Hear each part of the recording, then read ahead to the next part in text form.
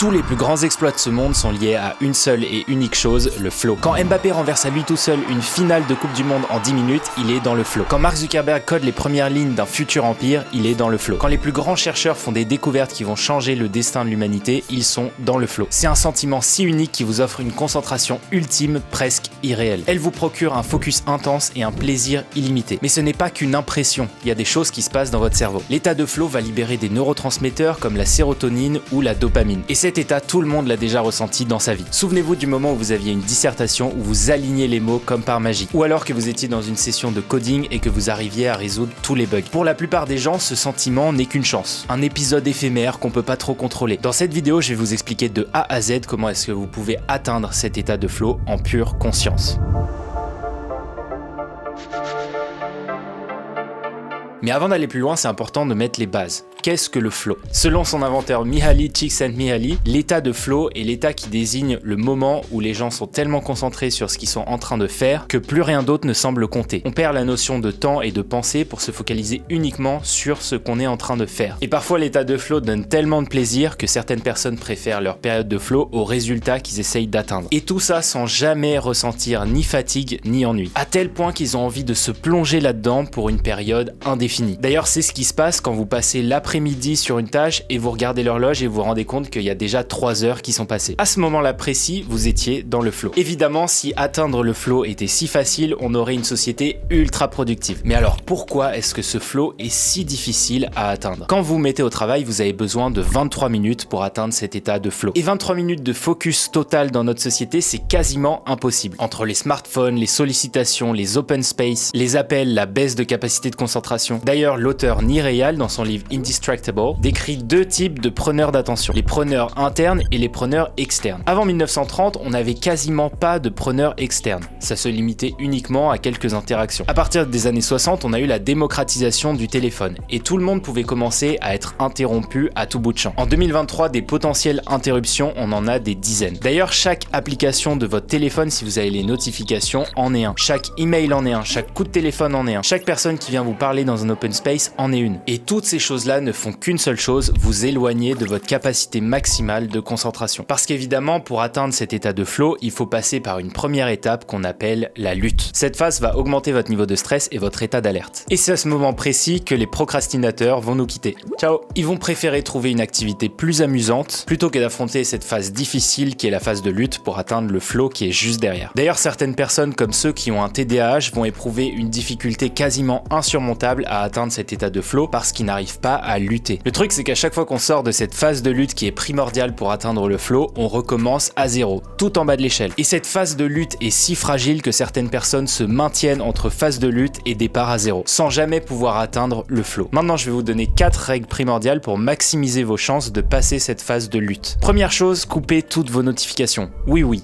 Toutes. À la rigueur, la seule chose que je vous autorise, c'est d'avoir le téléphone de vos enfants. Numéro 2, si possible, mettez votre téléphone dans une autre pièce. Notre comportement addictif au téléphone nous pousse à vouloir le checker s'il est à proximité. S'il est dans une autre pièce, vous maximisez vos chances de ne plus le toucher. 3, trouvez des tâches qui vont vous permettre de titiller cet état de lutte. C'est quelque chose qu'on veut essayer de faire. On veut pas se recroqueviller derrière des tâches qui sont nulles, on veut commencer directement avec des tâches qui sont importantes. Donc choisissez une tâche qui va challenger vos capacités, parce que sans difficulté, le mécanisme de lutte ne va jamais s'enclencher et vous n'arriverez jamais au flow. Numéro 4, et le plus important, utilisez une méthode d'engagement. Ça peut être suivre son temps ou alors avoir un pomodoro, quelque chose qui vous donne un feedback instantané pour vous pousser à passer à l'action. Quand par exemple vous utilisez la méthode pomodoro, vous cliquez sur un bouton qui vous engage. Vous avez un engagement envers ce compteur. Et cet engagement, on va le chercher parce que c'est comme si vous signiez un pacte disant que vous entrez dans cette phase de lutte. Après plusieurs dizaines de minutes à essayer d'atteindre cet état de flow, ça y est, vous l'avez atteint. Vous êtes dans une période où vous semblez voler sur vos tâches, où tout semble plus facile. Vous perdez la notion du temps et le travail devient un plaisir. Et c'est précisément pour ça qu'il faut pas être interrompu, parce que si vous êtes interrompu, vous cassez le flow et vous recommencez à zéro. Donc si par exemple vous êtes pleinement concentré, que vous voyez l'horloge, qu'il est midi, que c'est normalement l'heure où vous allez manger, essayez de le décaler au maximum. Parce que l'état de flow, c'est très facile d'en sortir, mais c'est très difficile d'y rentrer. Évidemment, juste passer cette phase de lutte n'est pas suffisant. Il faut considérer votre environnement environnement et votre physique pour pouvoir atteindre plus facilement cet état de flow. Pour maximiser vos chances d'aller vers le flow, il faut préparer ça bien en amont. Ça suffit pas d'être focus pendant 20 minutes et essayer de prier pour que ça tombe. C'est un travail de tous les jours et ça prend en compte l'intégralité de vos capacités physiques et neuronales. Pour mettre en œuvre tout ça, je vais vous donner quelques conseils. Le premier conseil, c'est avoir un bon sommeil et de couper les écrans à partir de 22h. La lumière bleue va complètement bousiller votre sommeil. Et en plus, si vous êtes sur votre téléphone, vous êtes probablement sur les réseaux sociaux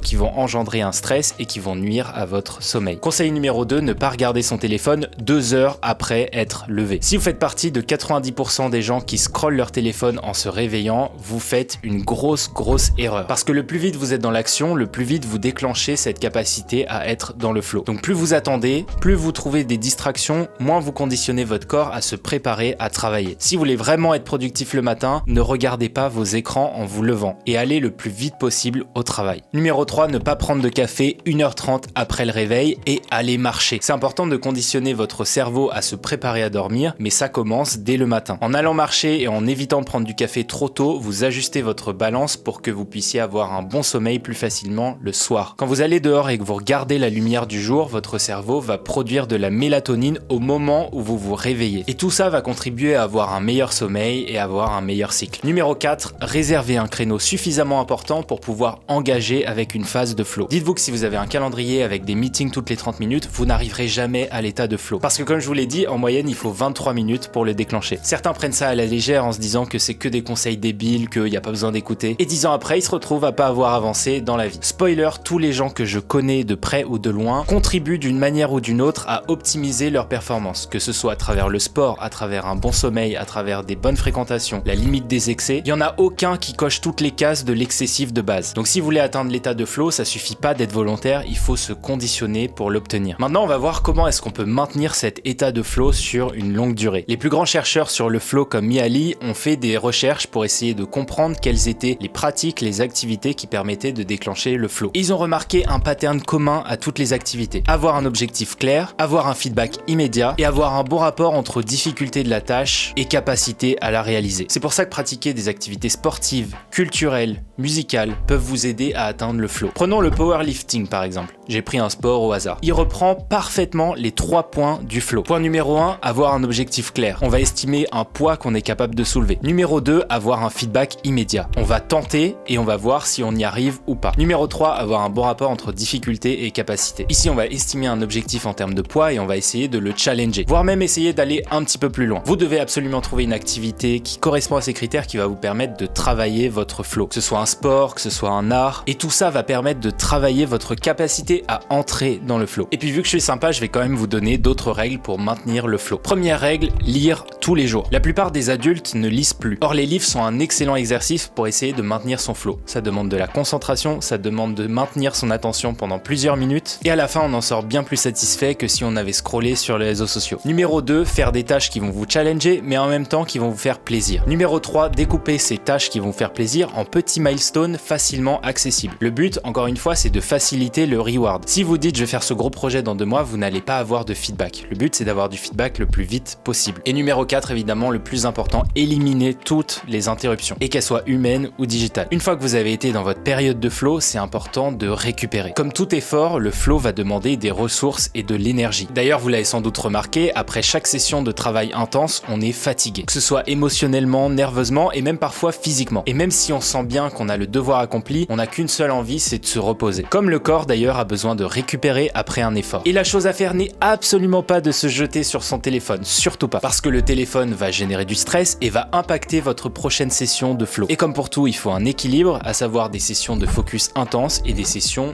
de relaxation. Mais encore une fois, être sur son téléphone, c'est pas une relaxation. À la place, vous pouvez faire ces 4 choses. Aller marcher 15 minutes, si par exemple vous avez un chien, c'est idéal. Vous pouvez aussi méditer, penser à rien. Vous pouvez aussi écouter de la musique sans rien faire. Et surtout faire une activité qui ne va pas solliciter votre cerveau. C'est une phase de récupération qui est vraiment essentielle à la génération de la prochaine session de flow. Voilà, je vous ai donné 16 conseils pour maximiser vos chances d'atteindre cet état de flow qui va vous permettre d'avoir plus de résultats, d'être plus concentré et de produire plus au sein d'une journée sans pour autant finir en burn-out. Si ça vous a intéressé et que vous voulez aller plus loin, je vous partage ma méthode de productivité complète en 20 minutes où je vous explique tout de A à Z sur ce que j'ai appris de la productivité depuis 4 ans. Et si vous ne me connaissiez pas avant de commencer cette vidéo. Je suis Théo et sur cette chaîne, je parle de productivité, de no-code, de soloprenariat. Donc si ça vous intéresse, vous pouvez vous abonner. Et si vous voulez des outils comme ça, un peu productivité, je vous conseille cette vidéo où je vous partage les meilleurs après en avoir testé 600.